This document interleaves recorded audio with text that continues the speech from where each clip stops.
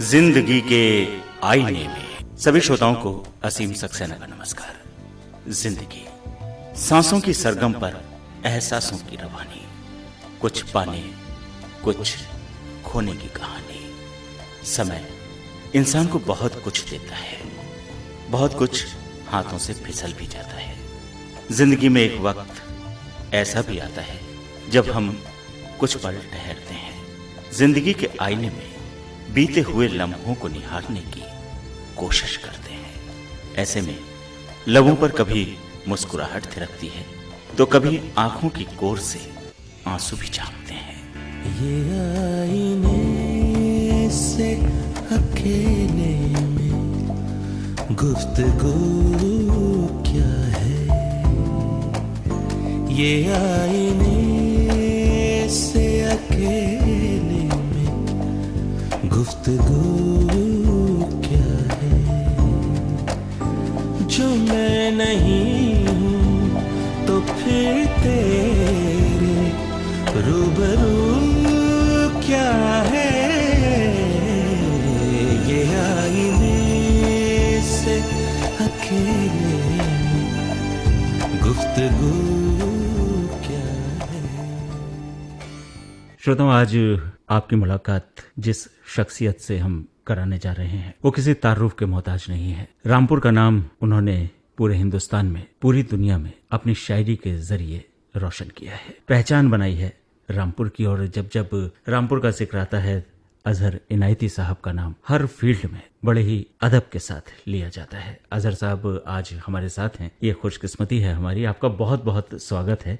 Radio पर आप अपनी शायरी के जरिए हमारे श्रोताओं से मुखातिब होते रहे हैं। अजहर साहब, आज बात आपकी अपनी जिंदगी की और आपकी अपनी शायरी की हम श्रोताओं के लिए करेंगे आपसे। शायरी का शौक किस उम्र से हुआ? असीम साहब, मैं आपका भी शुक्रगुजार हूँ और ऑल इंडिया रेडियो का भी कि उसने मुझे यहाँ आज मदऊ किया इंटरव्यू के लिए। मैं तकरीबन 15 अप्रैल 1946 में जी रामपुर के एक मुअज़्ज़ज़ घराने में पैदा हुआ। मेरे वालिद सफदर अली खां और मेरे दादा महमूद अली खां का शुमार अपने वक्त के पढ़े लिखे लोगों में जी और शहर के शरीफ लोगों में हुआ करता था। 1964 में मैंने रजा डिग्री कॉलेज रामपुर से बीए किया। उसके बाद मैं अलीगढ़ यूनिवर्सिटी चला गया और 1966 में मैंने अलीगढ़ यूनिवर्सिटी से एलएलबी किया। यहाँ रामपुर यूनिवर्सिटी से वापस आने के बाद एक बहुत बड़े मशहूर क्रिमिनल साइट के एक वकील थे असलम खान साहब, शायद आपने उनका नाम सुना होगा। उनके जूनियर की हैसियत से यहाँ प्रैक्टिस शुरू कर दी, लेकिन तकरीबन 2 साल ही प्रैक्टिस कर पाया था कि उसके माहौल में मैं अपने आप को एडजस्ट नहीं कर पाया। वो झूठ बोलना जो वहाँ जरूरी था वो मेरे बस का नहीं था। एडजस्टमेंट नहीं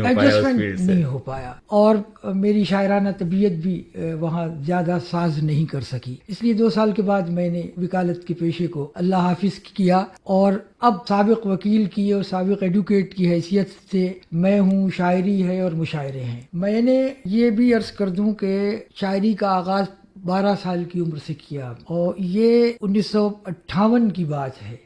जब मेरी उम्र 12 साल की थी, उस वक्त मेरे अंदर का शायर बेदार अपने अंदर से बेदार हुआ वो, और उसने कुछ कहने पे मजबूर किया। और उस वक्त रामपुर की फजा बड़ी अदबी और यहाँ का माहौल बड़ा इल्मी माहौल था। बड़े बड़े लोग उस वक्त जिंदा थे। मिसाल के तौर पे मौलाना अर्शी जी, इसाक़ुन नबी खां साहब, मौलाना वजीउद्दीन खां साहब, मौलाना दायम जलाली साहब, ये बड़े बड़े अकाबिर लोग उस वक्त मौजूद थे। शायरों में शादारफी साहब, मशर इनायती साहब, राजदानी साहब, जलील रामपुरी, नामानी साहब, सहर साहब जैसे लोग मौजूद थे। तो इस पूरे माहौल ने मुझे शायरी की तरफ मुतवज्जो किया और आज तक उस जुनून में मुब्तला हूँ। अच्छा, जब वो शुरुआती दौर था अजहर साहब आपका, तो फैमिली में उस तरह का कोई शायराना तबीयत का था शख्स या फिर उसको पसंद करने वाले लोग थे? आपकी तरबियत फिर उसी तरह से आगे हुई? असीम साहब, मेरे पापा और मेरे दादा, इन दोनों में से कोई शायर नहीं था, लेकिन मेरे परदादा नियाज अली खां जब्त जो स्टेट के ज़माने में यहाँ मौजूद थे, वो शायर जरूर थे। तो मुझे बाप दादा से शायरी विरसे में नहीं मिली, परदादा से मिली। तो आपने जब पहली बार शायरी की, घर से कैसा रेस्पॉन्स मिला? कैसा एनकरेजमेंट मिला? पापा ये चाहते थे कि मैं पहले पढ़ूं, बड़ी डिग्री हासिल करूं और उसके बाद शायरी की तरफ आऊं। तो वो मेरी शायरी से कुछ ज्यादा खुश नहीं रहते थे और हमेशा ये तकाजा होता था, कोई अगर बुलावा आ जाता था किसी मुशायरे का शहर से तो वो उसको बुरा भला कह के वापस कर देते थे कि यहाँ कोई शायर वायर नहीं रहता है। मुझे अपने बेटे को पढ़ाना है, बड़ा आदमी बनाना है, शायर नहीं बनाना है। क्योंकि उनके जहन में ये था उस वक्त कि अगर शायरी में पढ़ गए तो ये पढ़ाई भी इनकी पूरी हो सकेगी और ये बेकार से आदमी होकर रह जाएंगे। अब मुझे जब मैंने डिग्री हासिल कर ली और शायरी में भी एक मकाम हासिल कर लिया तो मुझे पापा की बहुत याद आती। एक सुनहरा दौर था उस वक्त जब आपने शायरी शुरू की अजहर साहब। तो 12 साल की उम्र के बाद ये शायरी का सफर किस तरह से परवान चढ़ता गया? जैसे जैसे वक्त गुजरता गया, फिक्र में, सोचने के अंदाज में तब्दीलियां आती चली गईं। यहाँ बड़ी तहरीकें बहुत बड़ी तहरीक आई, एक तरक्की पसंदों की तहरीक और एक जदीदियत की तहरीक। इसने बहुत कुछ उर्दू शायरी को दिया। तरक्की पसंदी की तहरीक में बड़े बड़े लोग पैदा किए और उसने नज़म के सिलसिले में बहुत बड़ा काम किया।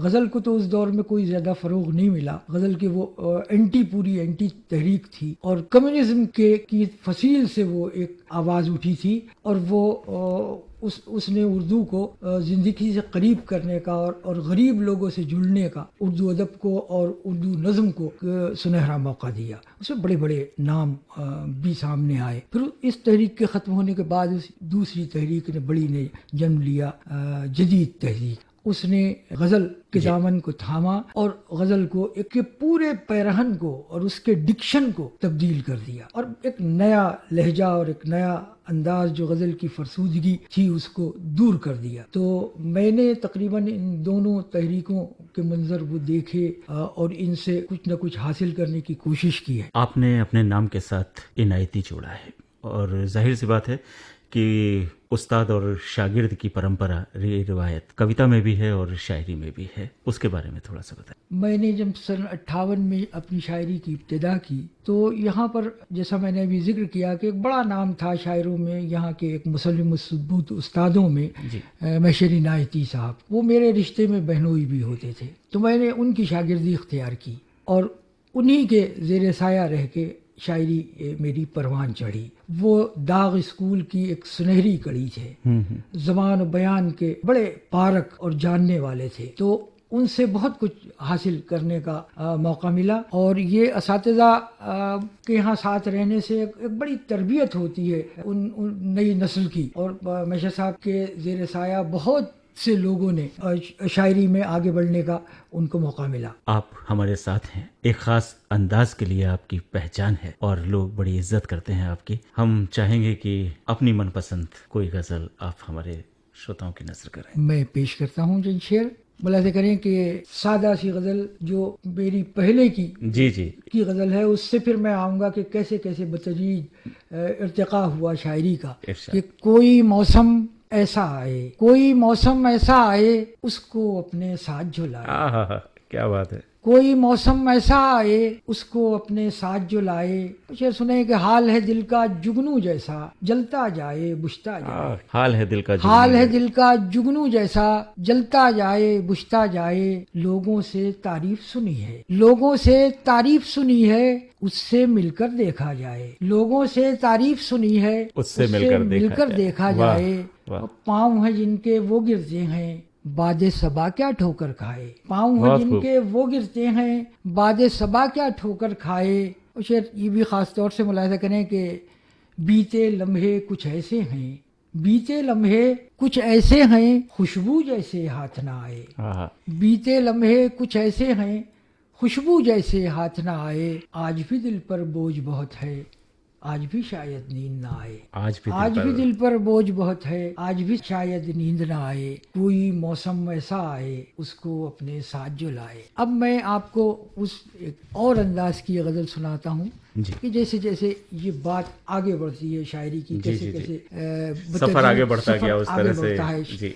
मुलाहिज़ा करें कि فکر میں ہے ہمیں بجھانے کی، فکر میں ہے ہمیں بجھانے کی، فکر میں ہے ہمیں بجھانے کی آندھیاں میر کے زمانے کی، فکر میں ہے ہمیں بجھانے کی آندھیاں میر کے زمانے کی، میرا گھر ہے پرانے وقتوں کا، اس کی آنکھیں نئے زمانے کی، کیا بات ہے، کیا خوب، میرا گھر ہے پرانے وقتوں کا، اس کی اس آنکھیں، کی آنکھیں نئے زمانے کی، ایک منظر تھا یاد رکھنے کا، ایک منظر تھا یاد رکھنے کا، ایک تصویر تھی بنانے کی، ایک منظر تھا یاد بہت خوب، رکھنے کا، بہت خوب، ایک تصویر تھی بنانے کی۔ مجھے سنے کہ اپنے اندر کا شور کم تو ہوا، اپنے اندر کا شور کم تو ہوا، خاموشی میں کتاب خانے کی، بہت خوب، اپنے اندر کا شور کم تو ہوا، خاموشی میں کتاب خانے کی، اور اگلے لوگوں کے ساتھ ختم ہوئی، اگلے لوگوں کے ساتھ ختم ہوئی وہ جو ایک رسم تھی نبھانے کی، آہا، کیا اگلے بات ہے، لوگوں کے ساتھ ختم ہوئی وہ جو ایک رسم تھی نبھانے کی، ایک کھنڈر تھا میری وراثت میں،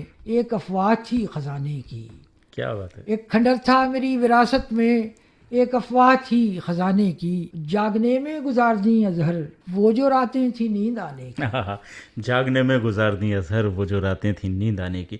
اکثر کبھی ایسا ہوا ہے اظہر صاحب کہ کوئی بات ذہن میں چل رہی ہو اور نیند آپ کی آنکھوں سے بہت دور ہو؟ یہ شاعری میں اکثر ہوتا ہے، فکری شعر میں جی، اکثر جی۔ ہی ہوتا ہے، بیشتر راتیں گزر جاتی ہیں اس میں، اور ہم لوگوں کا جو مشاعروں سے وابستہ رہے ہیں، شاعری سے وابستہ رہے ہیں، ان کی زندگی میں تو سونا راتوں کو بہت کم نصیب ہوتا ہے۔ بالکل، اسی یہ شعر جو میرا ہے یہ اسی کا عکاس ہے، یہ ابھی میں نے یہ مقطع پڑھا کہ جاگنے میں گزار دیں اظہر وہ جو راتیں تھی نیند آنے کی۔ مشاعرے کے سلسلے میں آپ کا ہندوستان میں تو لگ بھگ ہر جگہ جانا ہوا ہے، آپ دنیا کے دوسرے ملکوں میں بھی بہت گئے ہیں، اس کے بارے میں اگر نہ جانا جائے تو بات ادھوری رہ جائے گی اظہر صاحب۔ سن 70 سے میں نے ہندوستان کے مشاعروں میں شرکت شروع کی، اور ایک وقت ایسا گزرا کہ ہندوستان کا کوئی بڑا مشاعرہ ایسا نہیں ہوتا تھا کہ جس میں میری شرکت نہ ہو۔ بالکل بالکل، اس کے بعد تقریباً سن 80 سے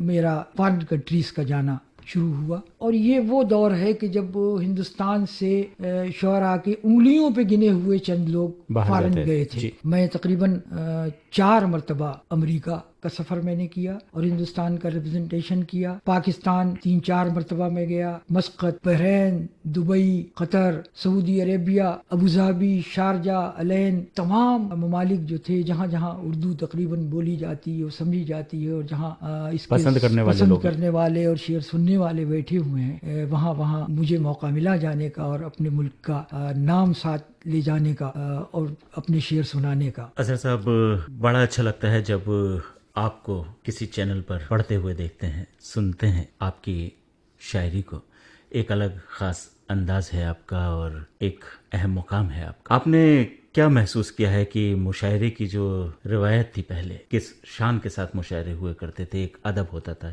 ایک تہذیب ہوتی تھی، وہ کہیں کھو سی گئی ہے؟ یہ بالکل صحیح بات اسیم صاحب آپ نے فرمائی۔ ہم تو برسوں سے مشاعروں میں شریک ہو رہے ہیں، ابھی مجھ سے پہلے انٹرویو ہو رہا تھا، وہ صاحب نے بھی وہ بات کہی، اور جتنے بھی ہم سینئر لوگ ہیں وہ اس بات کو بہت شدت کے ساتھ محسوس کر رہے ہیں، کیونکہ ہم نے وہ دور دیکھا ہے، وہ لوگ دیکھے ہیں، وہ ماحول دیکھا ہے کہ جس میں پوری تہذیب کے ساتھ مشاعروں میں بیٹھا جاتا تھا، مشاعروں میں ادب کے ساتھ بیٹھا جاتا تھا اور اپنا کلام پڑھا جاتا تھا۔ اب مشاعرے جو ہیں وہ تفریح گاہ بن گئے ہیں اور وہ تہذیب رفتہ رفتہ سب ختم ہوتی چلی جاتی۔ اس زمانے میں جینوئن فنکار، جینوئن شاعر، سچ مچ کے شاعر جتنے مشاعروں میں شریک ہوا کرتے تھے، اناؤنسمنٹ بھی جس کا ہوتا تھا تو وہ بھی بہت سمجھ بوجھ کے ہوتا تھا، یہ نہیں ہوتا تھا کہ کسی معمولی شاعر کے لیے جیسے اب ہوتا ہے زمین و آسمان کے قلابے ملائے جاتے ہیں اور اس کی تعریف میں کیا کیا کچھ کہا جاتا ہے، جبکہ وہ کچھ بھی نہیں ہوتا۔ تمام رات اب فن یہ ہے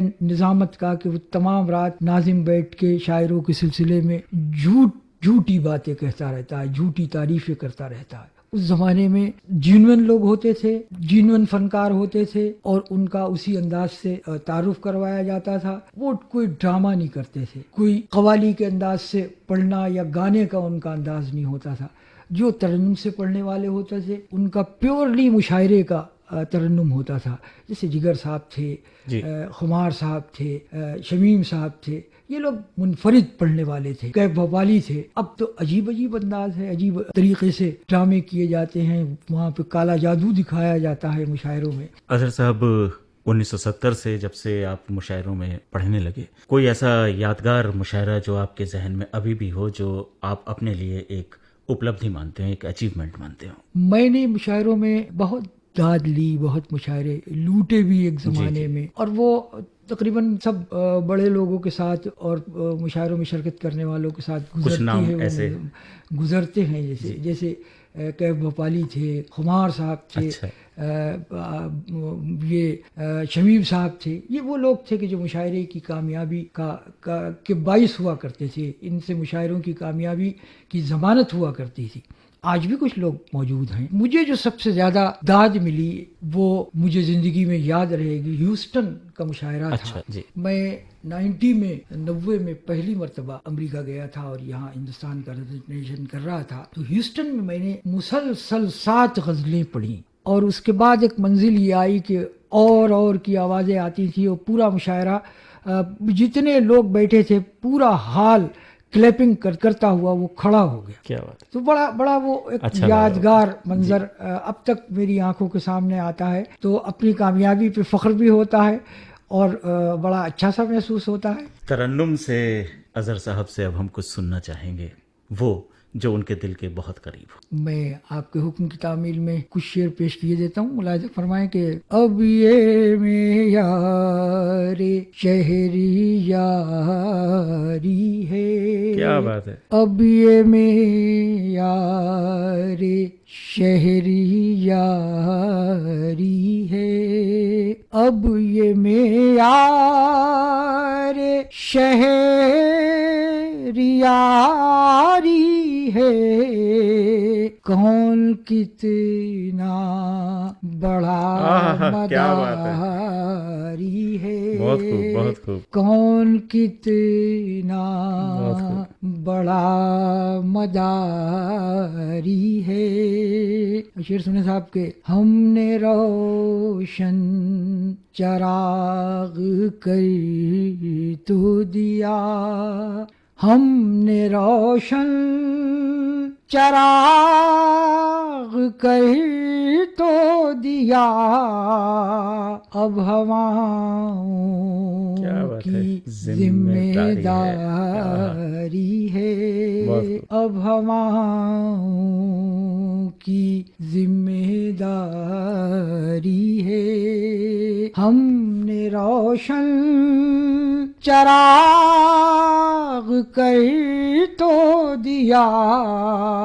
اب ہواؤں کی ذمہ داری ہے.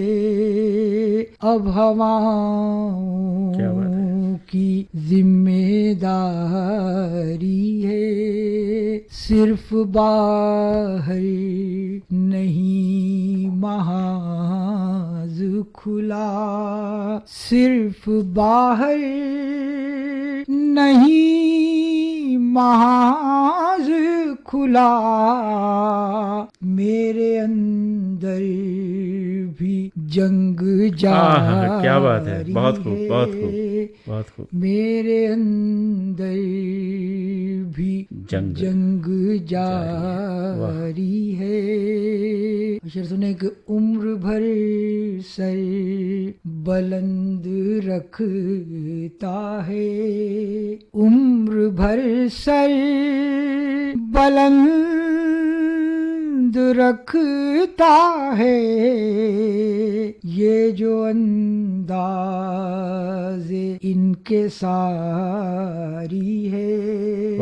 یہ جو انداز انکساری ہے. ابھی ایک بڑے المیہ کی طرف ایک اشارہ ہے.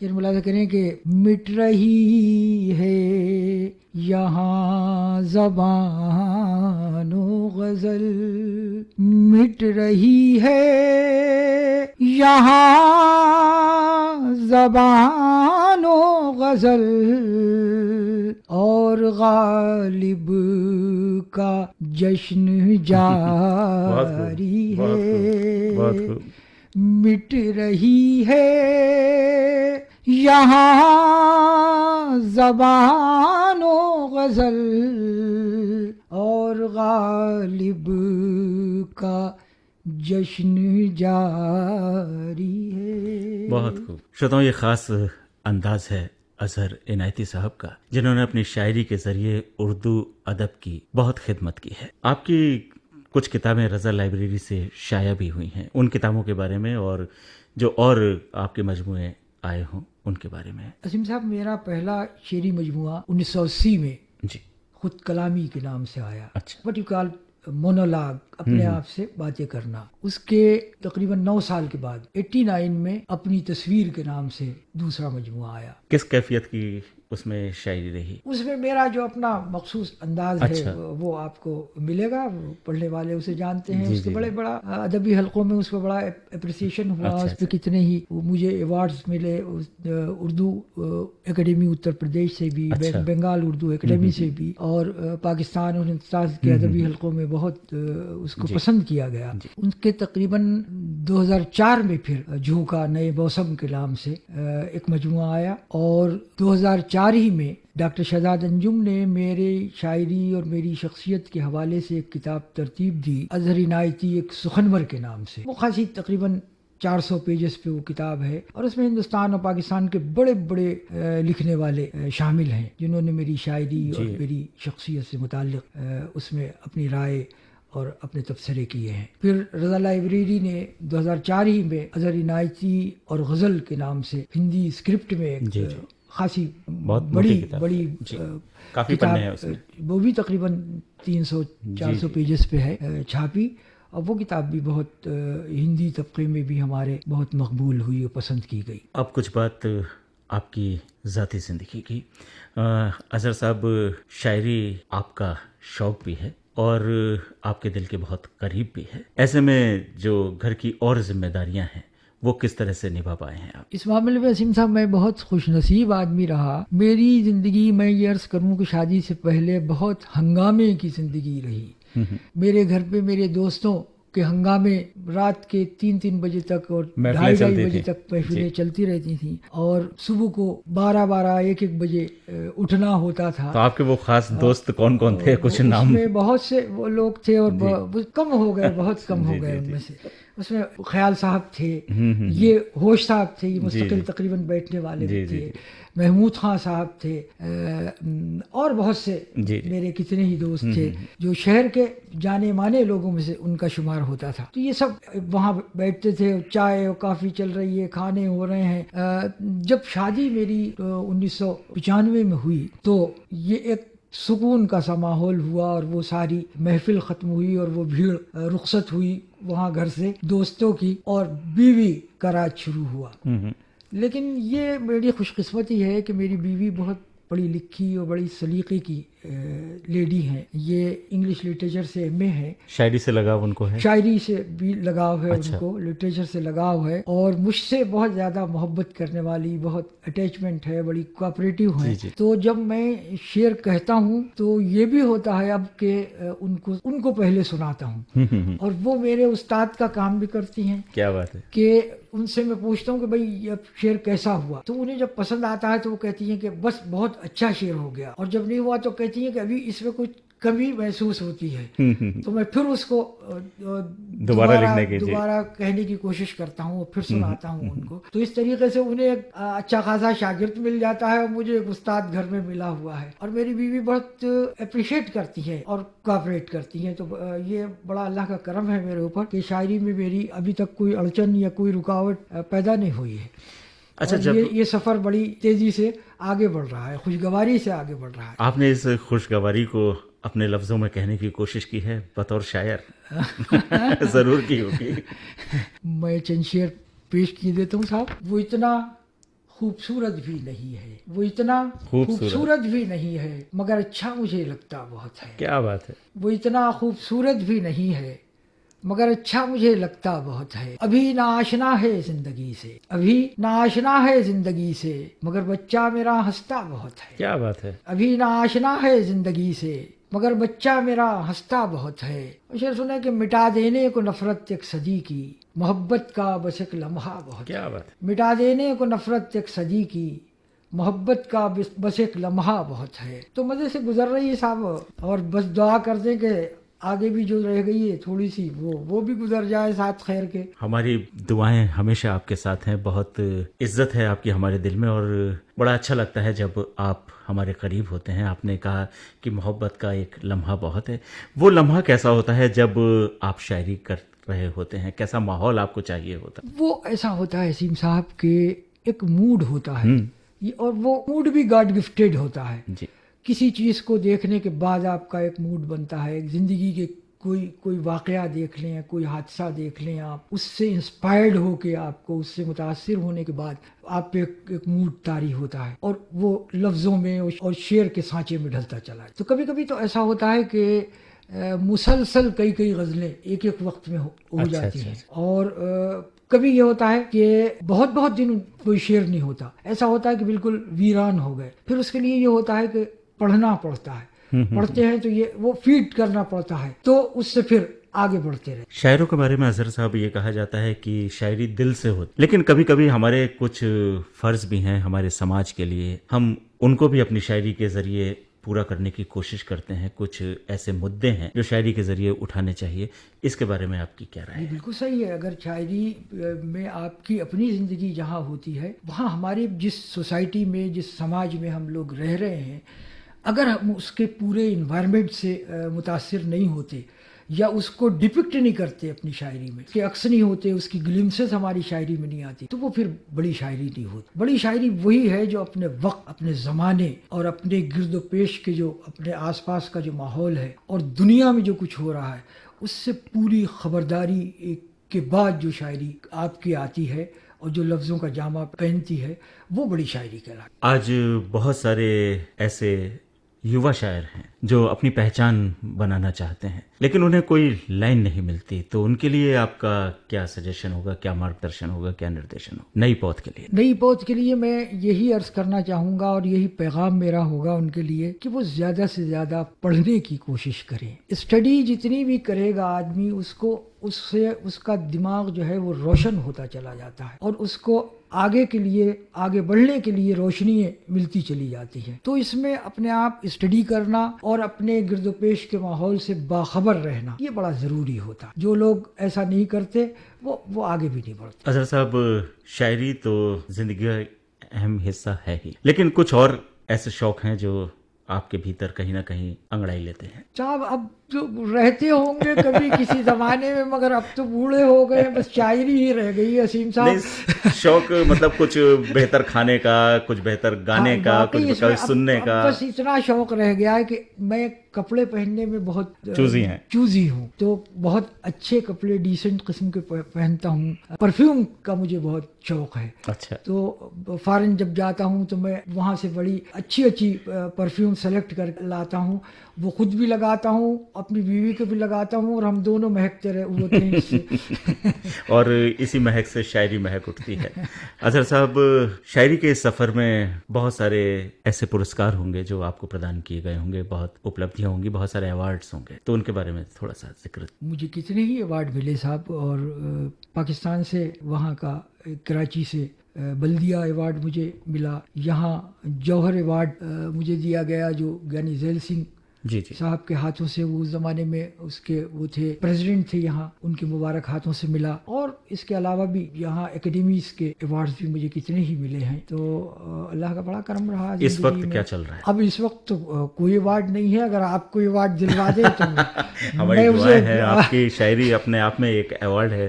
اظہر صاحب، میرا مقصد تھا کہ لکھنے میں کیا چل رہا ہے، کچھ نئے کسی پروجیکٹ پہ کام کر رہے ہوں؟ اب میں آپ کو ایک تازہ غزل کے کچھ شعر پیش کیے دیتا ہوں، ملاحظہ کر لیں.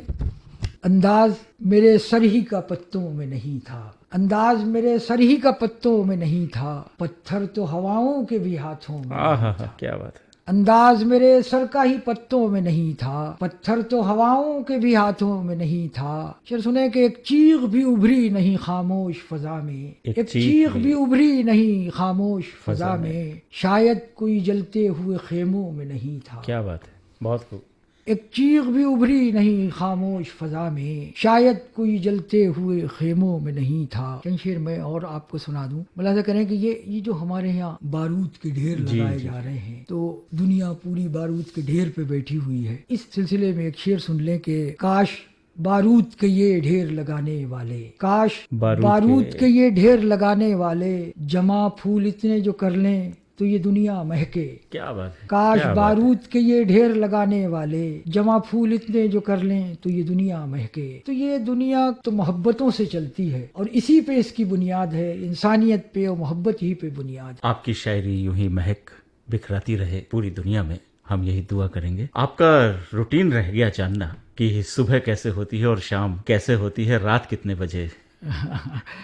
اب تو یہ ہوتا ہے صاحب کہ مشاعروں میں نہیں ہوتے ہیں، مشاعروں میں جب ہوتا ہوں تو اس میں تو رات مشاعروں میں گزر جاتی ہے، اور یہاں جب گھر پہ ہوتے ہیں تو تقریباً 11 ساڑھے 11 بجے تک تو ٹی وی وغیرہ دیکھنے کے بعد اور دوستوں سے ملنے کے بعد سونے کا موقع ملتا ہے، تو صبح اب اٹھ جاتے ہیں۔ اب یہ نہیں ہوتا کہ سورج اگر نہ ہو، ایک زمانے میں ایک شعر کہا تھا کہ سورج اگر نہ ہو تو جگاتا نہیں کوئی، تو اب ایسا نہیں ہے، اب سورج نکلتا ہوا دیکھتے ہیں صاحب۔ ارلی رائزرز میں اب شمار ہونے لگا۔ اظہر صاحب، آپ نے وقت نکالا ہمارے لیے، ہم شکر گزار ہیں آپ کے، بہت بہت دھنیہ واد۔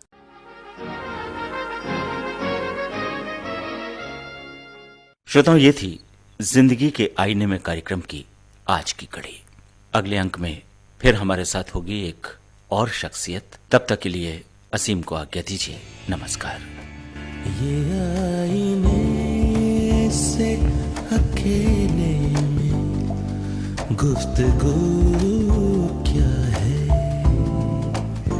یہ آئینے سے اکیلے میں گفتگو کیا ہے،